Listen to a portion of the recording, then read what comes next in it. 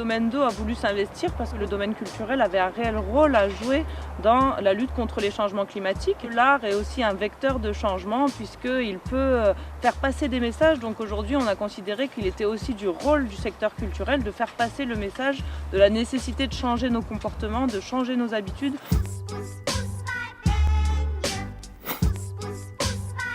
C'est dans la gestion de toutes les activités du domaine. Utiliser des véhicules électriques par exemple, donc on a des vélos électriques, on a des voitures électriques. La charte éco-citoyenne, c'est une charte qui a été signée par tous les salariés dans un premier temps du domaine d'eau et qui liste quelques principes de base qui font que justement on va s'engager au quotidien pour lutter contre les changements climatiques. Comment est-ce qu'on peut limiter la consommation électrique tout simplement en éteignant la lumière en sortant d'une pièce? Comment est-ce qu'on peut réduire ou diviser par deux le nombre d'utilisations de papier tout simplement en faisant du recto verso? On a également fait le bilan carbone sur une année entière, donc le bilan carbone qui permet de quantifier toutes les émissions de gaz à effet de serre qu'une structure émet et de voir comment est-ce qu'on peut justement réussir à réduire cette quantité de gaz à effet de serre.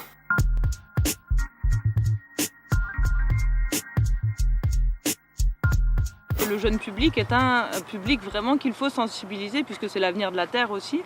Donc le festival Saperlipopette est un festival où on a pu justement créer un espace planète qui était dédié à la préservation de l'environnement.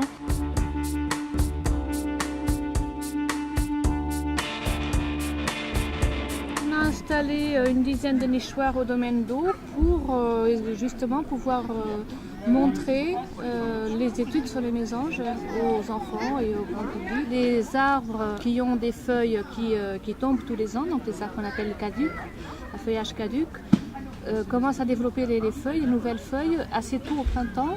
Et du coup, très tôt au printemps, il y a des chenilles qui viennent manger ces feuilles toutes tendres. Et du coup, il y a beaucoup de nourriture disponible pour les mésanges. Donc c'est tout l'écosystème qui nous intéresse. C'est pas que la vie intime des mésanges dans les nichoirs, c'est le mésange dans un contexte d'écosystème. C'est aussi un indicateur de l'état de la forêt. Le domaine d'eau s'est engagé dans un réseau européen qui s'appelle le réseau Imagine 2020. Donc c'est un réseau qui regroupe 11 structures culturelles réparties dans 9 États européens. Et ces structures culturelles ont cette même volonté de s'engager ensemble pour le développement durable, pour la lutte contre les changements climatiques.